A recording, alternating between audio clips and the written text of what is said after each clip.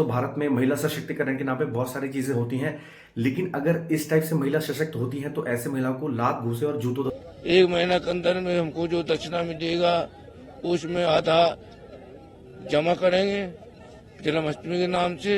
एक मोटी भैंस द्वारा, जी हाँ ये वर्ड इसलिए यूज कर रहा हूं क्योंकि अगर वो समझदार होती तो शायद ऐसे हरकत नहीं करती। और हम नागर नहीं है, हम बाबा हैं। नागा तो दूसरा कोई होता है, हम बाबा हैं। हमारे पास बच्चे हैं।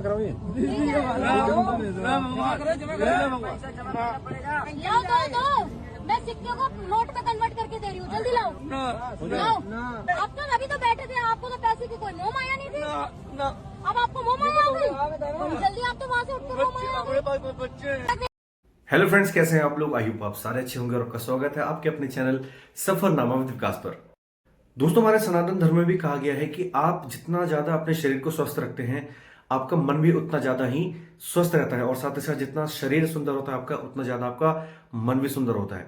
लेकिन बात कर रहा हूं मैं आपसे 2025 के कुंभ मेले के बारे में, जिसमें कांटे वाले बाबा को जिस तरह से प्रताड़ित किया गया या फिर जिस तरह से उनका हैरेसमेंट किया गया है एक मोटी भैंस द्वारा। जी हाँ ये वर्ड इसलिए यूज कर रहा हूं क्योंकि अगर वो समझदार होती तो शायद ऐसे हरकत नहीं करती। और साथ ही साथ जिस तरीके से उन्होंने बेबात उन बाबा को परेशान किया है, ऐसा करने की जरूरत नहीं थी। बहुत सारे लोगों को ये लगता है कि बाबा ढोंगी हैं, बाबा फरेबी हैं, या फिर बाबा सिर्फ और सिर्फ दिखावा कर रहे हैं। तो दोस्तों उन लोगों के लिए सबसे पहली बात मेरा ये है कि क्या आप कांटे पर सो सकते हैं? जो बाबा 10 दिन भी सोएंगे या महीने भर सोएंगे या 15-20 या जितने दिन भी सोएंगे, जब तक कुंभ है, या फिर वो हर साल बहुत सारे जगह पर जाते हैं कांटे पर सोने के लिए, आप ऐसा कर सकते हैं? आपका जवाब होगा नहीं। लेकिन आप जो चीज नहीं कर सकते और दूसरों को करते हुए देखते हो, तो दोस्तों आजकल की दुनिया ऐसी चल रही है, दूसरों को गिराने में ज्यादा मजा लेती है। और साथ ही साथ इसी जो मंदबुद्धि लड़की थी उसने यही हरकत करी है और अपने आप को थोड़े से लोगों के बीच वायरल होने के लिए उसने ये हरकत करी है। अब चलो दोस्तों बात बताता हूं मैं आपको कांटे वाले बाबा के बारे में, और मैं आपको ऐसा प्रूफ भी दूंगा कि जिससे जो लोग भी कह रहे होंगे और साथ ही साथ वो भैंस जो कह रही है कि बाबा ढोंगी है और ये सारी चीजें हैं, आपको प्रूफ मिल जाएगा कि बाबा ढोंगी नहीं है, वो सिर्फ और सिर्फ अपनी आजीविका चला रहे थे। तो चलिए मैं बताता हूं सबसे पहले आपको इस बाबा के बारे में। जी हाँ, जिस बाबा को आप लोग कांटे वाले बाबा के नाम से जानते हैं उनका नाम है रमेश कुमार मांझी। रमेश कुमार मांझी जी बिहार से हैं, और साथ ही साथ ये सिर्फ और सिर्फ महाकुंभ में नहीं है, ये हर कुंभ में आते हैं। और साथ ही साथ उज्जैन, नासिक, हरिद्वार और बहुत सारे धार्मिक जगह ऐसे हैं जहां पर ये जाकर ये कर्तव्य करते हैं और वहां जाके पैसा कमाते हैं, और जिससे वो अपना परिवार और साथ ही साथ जहां जिन लोगों के साथ रहते हैं या फिर जिन धर्म से वो जुड़े हुए हैं और जो जो उनके साथ रहते हैं उनके लिए वो आजीविका बोलूं या फिर खाने पीने का साधन बोलूं या फिर जिस तरीके से भी आप इन चीजों को ले, वो उनके लिए पैसा इकट्ठा करते हैं। और दोस्तों बात रही ढोंगी के बारे में, तो मैं आपके साथ एक ऐसा क्लिप शेयर कर रहा हूं जिसमें बाबा खुद बोलते हैं कि आधा पैसा ये उन लोगों के लिए बचाते हैं जो इनके साथ रहते हैं, उनके खाने के लिए, व्यवस्था के लिए, राधा माता मंदिर में डोनेशन के लिए, और साथ ही साथ जो आधा पैसा बच जाता है वो बचाते हैं ये अपने परिवार के लिए, दारू के लिए, और साथ ही साथ जो भी साधु नशा करते हैं उन चीजों के लिए। तो दोस्तों जो इंसान आपको पहले ही बोल रहा है कि वो चीज वो नशा करता है, शराब पीता है और बाकी सारी चीजें करता है, तो अगर वो ये दिखावा करके भी अपने परिवार के लिए या फिर किसी मंदिर पे दान करने के लिए ये कर्तव्य करता है, तो क्या वो सच में फरेबी है? चलिए आप पहले ये क्लिप देखिए। उनको पूजा करता हूँ, गुरु की सेवा करता हूँ। गुरु ने ज्ञान दिया, गुरु से आशीर्वाद दिया हमको। कब से कांटों पे लेट रहे हैं आप? ये आज 40-42 साल हो चुका है। हर साल लगाता हूँ। कहाँ कहाँ जाते हैं आप? हाँ, कहाँ जाते हैं आप? जाते हैं, उज्जैन जाते हैं, नासिक जाते हैं, हरिद्वार जाते हैं, गंगा सागर जाते हैं। अभी जो कांटों पे लेट कर आप एक तरह से साधना करते हैं, इसका लाभ क्या होता है? लाभ होता है शरीर का, मैं अपने शरीर के लिए करता हूँ लाभ।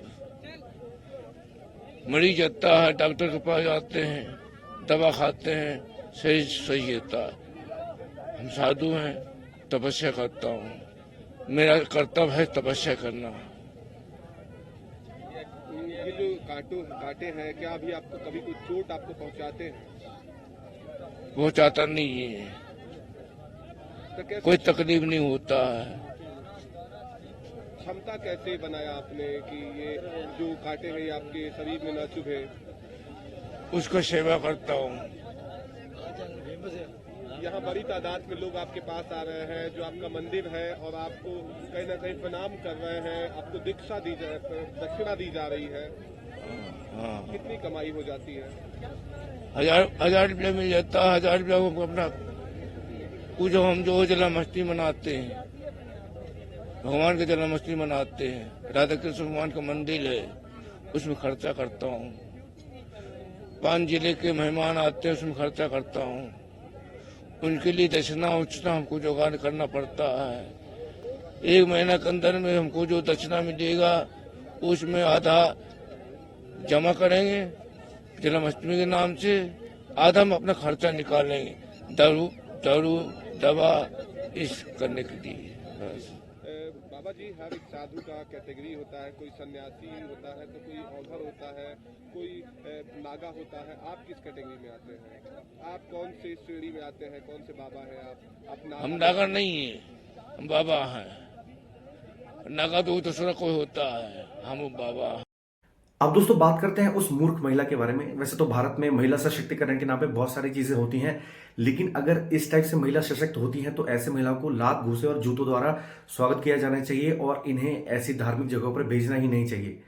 कुंभ जाने का मतलब यह है कि आप अपने पाप धोने जा रहे हैं और साथ ही साथ वहां आप भगवान प्राप्ति के लिए जा रहे हैं, लेकिन आप इन तुच्छ मतलब इतने घटिया कामों के लिए आप वहां जा रहे हैं, ये कोई मैटर नहीं करता। और हाँ, अगर बाबा गलत कर रहे हैं तो वो परिणाम बाबा को मिलेगा, बाबा भुगतेंगे, और इसमें मेरे ख्याल से आपका कोई ऐसा योगदान नहीं होना चाहिए था। और आपने ये चीज़ करके अपने आप की ही बेइज्जती करवाई है, क्योंकि सबको पता है कि हर इंसान अपने परिवार को पालने के लिए, अपना पेट पालने के लिए ये सारी चीज़ें करता ही है। और मैं दोबारा उसको बोधित नहीं करना चाहता, लेकिन पेट की भूख सिर्फ और सिर्फ पैसों से ही बुझती है। अगर आप भी खाना खाते हो, आप मुझे लगता नहीं है ये लड़की खाना खाती हो कि ये गोबर और ये सारे मतलब घास फूस ही खाती होगी, तो जो भी है मैं इसके बारे में ज़्यादा बात नहीं करना चाहता। अब दोस्तों, क्या आपको ये नहीं लगता कि जब जिस तरीके से कुंभ में हिंदू सारे गए हैं, वैसे ही हज करने के लिए या फिर मक्का मदीना जाने के लिए भी बहुत सारे मुसलमान जाते होंगे? क्या उनके सामने ऐसी चीजें नहीं आती होंगी जो उन्हें ऐसा लगता होगा कि फरेब है या फिर ढोंग है, बाकी सारी जो भी चीजें हैं? तो आपने क्या कोई ऐसा वीडियो देखा है कि उन्होंने इस चीज को एक्सप्लेन करा हो या फिर इन चीजों को वायरल करके अपने आप को वायरल करने के लिए किसी में जबरदस्ती उंगली की हो? दोस्तों, ऐसा नहीं होता, क्योंकि उन्हें पता है कि भाई उनका मजहब क्या है या फिर जो भी सारी चीजें हैं। लेकिन इस लड़की में इतनी अकल नहीं थी कि ये इन चीजों को भी इग्नोर कर सके। इससे ये लगा कि हाँ भाई, हिंदू धर्म को टारगेट करना बहुत आसान है, और शायद इसके माता पिता या फिर इनके दादा किसी न किसी में मुसलमानों का कुछ लक्षण होगा, जिस वजह से इसने ये हरकत करी है। तो फिलहाल मेरी साइड से तो बाबा का कुछ ऐसा नहीं हो चाहिए। और हाँ, ऐसे लोगों पे कंप्लेंट जरूर बननी चाहिए, एफआईआर होनी चाहिए, और इनको जेल के पीछे रहना चाहिए। क्योंकि आप वो उसने नहीं बोला कि वो धर्म कर रहा है या फिर वो चीजें कर रहा है, वो वहां पे लेटा हुआ है, लोग अपने आप पैसा दे रहे हैं, वो किसी से मांग नहीं रहा।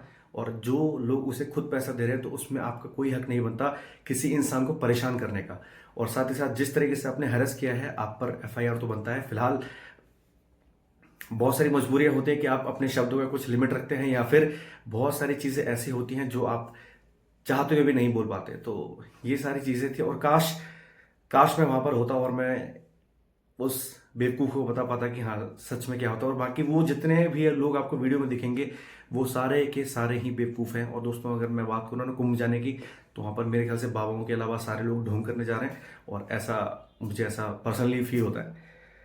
तो दुख हुआ दोस्तों कि हिंदू धर्म में होते हुए भी आप लोग। तो फिलहाल इस वीडियो में इतना ही, और अगर आपको मेरा पॉइंट ऑफ व्यू अच्छा लगा हो तो मेरे चैनल को सब्सक्राइब करें, वीडियो को लाइक करें, कमेंट करें और दोस्तों के साथ शेयर करें। और हाँ, अगर आपको कोई आपके नोन में या फिर आपकी जान पहचान में दिखे, तो भाई मेरी तरफ से 2 चाटे रसीद करते रहे, बाकी सारी चीज़ें दिखी जाएगी। और जो मैंने कुछ गलत बोला हो उसके लिए माफ़ी। तो फिलहाल इस वीडियो में इतना ही, धन्यवाद।